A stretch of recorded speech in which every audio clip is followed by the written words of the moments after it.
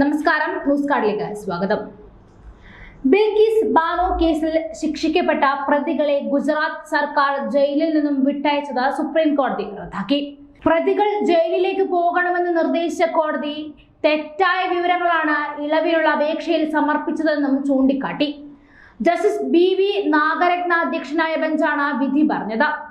അതിജീവിതയുടെ അവകാശങ്ങളും പ്രധാനമാണെന്ന് ജസ്റ്റിസ് നാഗരത്ന പറഞ്ഞു. ഒരു സ്ത്രീ ബഹുമാനം അർഹിക്കുന്നു. പ്രതികളെ വിട്ടയക്കാൻ ഗുജറാത്ത് സർക്കാരിന് അവകാശം ഇല്ല എന്നും അവകാശമുണ്ടായിരുന്നത് വിചാരണ നടന്ന മഹാരാഷ്ട്ര സർക്കാരിനാണെന്നും കോടതി നിരീക്ഷിച്ചു. ബിൽക്കിസ് ബാനു നൽകിയ ഹർജി നിലനിൽക്കുമെന്നും കോടതി വ്യക്തമാക്കിയിട്ടുണ്ട്. ശിക്ഷ പ്രതികാര നടപടി അല്ല എന്നാണ് പ്ലേറ്റോ പറഞ്ഞത്. ശിക്ഷാ നടപടി ഒരു മരുന്നാണ്. ഒരു കുറ്റവാളിക്ക് മാറ്റമുണ്ടാകണം, എങ്കിൽ അയാൾക്ക് സ്വാതന്ത്ര്യം ലഭിക്കുകയുള്ളൂ. ഈ തത്വങ്ങളുടെ അടിസ്ഥാനത്തിലാണ് ഹർജി പരിഗണിച്ചത്. എന്നാൽ ബിൽക്കിസ് അനുഭവിച്ച ക്രൂരത കൂടി കണക്കിലെടുക്കണമെന്നും കോടതി ചൂണ്ടിക്കാട്ടി. ഒരു പ്രതിക്ക് ഇളവ് നൽകാവുന്നത് പരിശോധിക്കാനുള്ള സുപ്രീം കോടതിയുടെ മുൻ ഉത്തരവിനോടും ബെഞ്ച് വിയോജിച്ചു. കുറ്റകൃത്യം നടന്ന സ്ഥലമോ ജയിലിൽ വാസം അനുഭവിച്ച സ്ഥലമോ എന്നത് ഇളവ് നൽകാൻ ഒരു കാരണമല്ല. ഗുജറാത്ത് സർക്കാരിന് ഇളവ് നൽകാമെന്ന് ഒരു പ്രതിയുടെ കേസിൽ സുപ്രീം കോടതി വിധിച്ചത് ഭരണഘടനാ ബെഞ്ചിന്റെ വിധിക്ക് വിരുദ്ധമാണെന്നും കോടതി നിരീക്ഷിച്ചു.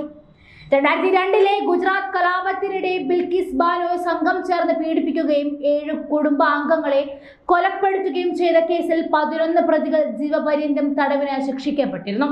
2022 സ്വാതന്ത്ര്യ ദിനത്തോടനുബന്ധിച്ച് ഇവരെ മോചിപ്പിച്ചതിനെ ബിൽക്കിസ് ബാനു, CPIM നേതാവ് സുഭാഷിണി അലിയും തൃണമൂൽ കോൺഗ്രസ് നേതാവ് മഹുവ മൊയ്ത്രയും നൽകിയ ഹർജികളാണ് കോടതി വിധി പറഞ്ഞത്.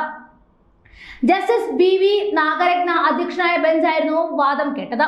ശിക്ഷ ഇളവ് നൽകിയത് മാനദണ്ഡങ്ങൾ പാലിച്ചാണോ എന്നതടക്കമുള്ള വിഷയങ്ങളാണ് കോടതി പരിഗണിച്ചത്. ജസ്വന്ത് ഭായ്, ഗോവിന്ദ് ഭായ്, ശൈലേഷ് ഭട്ട്, രാധേഷ് ശ്യാം, ഷാബിൻ ചന്ദ്ര ജോഷി, കേസർ ഭായ് വൊഹാനിയ, പ്രദീപ് മൊറിയാദ, ബഗ്ഭായ് വൊഹാനിയ, രാജു സോണി, മിതേഷ് ഭട്ട്, രമേശ് ചന്ദ്ര എന്നിവരാണ് മോചിതരായത്. 15 വർഷത്തോളം ജയിലിൽ കഴിഞ്ഞ ഈ പ്രതികളുടെ അപേക്ഷ പരിഗണിച്ചാണ് മാപ്പ് നൽകി വിട്ടയച്ചത്. ഗുജറാത്ത് കലാപത്തിനിടെ നടന്ന ഒരു ക്രൂര സംഭവത്തിൽ ഒന്നിലെ പ്രതികളെ വിട്ടയച്ചതിനെതിരെ വ്യാപക പ്രതിഷേധവും ഉയർന്നിരുന്നു. മുംബൈയിലെ CBI പ്രത്യേക കോടതിയായിരുന്നു 2008 ജനുവരി 21 ഇവരെ ശിക്ഷിച്ചത്. 15 വർഷം തടവ് പൂർത്തിയാക്കണമെന്നും മോചിപ്പിക്കണമെന്നും ആവശ്യപ്പെട്ട തടവുകാരിൽ ഒരാൾ സുപ്രീം കോടതിയെ സമീപിച്ചു. വിഷയം പരിഗണിക്കാൻ ഗുജറാത്ത് സർക്കാരിനോട് കോടതി നിർദ്ദേശിച്ചു. തുടർന്ന് പഞ്ചമഹൽസ് കളക്ടർ സുജാൽ മായത്രയുടെ നേതൃത്വത്തിൽ സമിതി രൂപീകരിച്ചു. ഈ സമിതിയുടെ ശുപാർശയുടെ അടിസ്ഥാനത്തിലായിരുന്നു സർക്കാരിന്റെ ആ തീരുമാനം അന്ന് നടപ്പിലായത്. ബിൽക്കിസ് ബാനു 5 മാസം ഗർഭിണിയായി ഇരിക്കെയായിരുന്നു കലാപകാരികളിൽ നിന്നും രക്ഷപ്പെടാൻ ബന്ധുക്കളോടൊപ്പം ഒളിച്ചുപോയത്. 2002 മാർച്ച് 3 ആക്രമികൾ ഇവരെ കണ്ടെത്തുകയും 7 പേരെ കൊലപ്പെടുത്തുകയും ബിൽക്കിസ് ബാനുവിനെ പീഡിപ്പിക്കുകയും ചെയ്തു.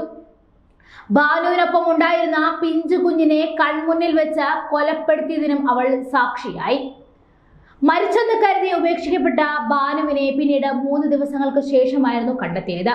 നിയമ പോരാട്ടത്തിൽ ഇപ്പോൾ ബാനുവിനൊപ്പമാണ് കോടതിയും നമ്മളും.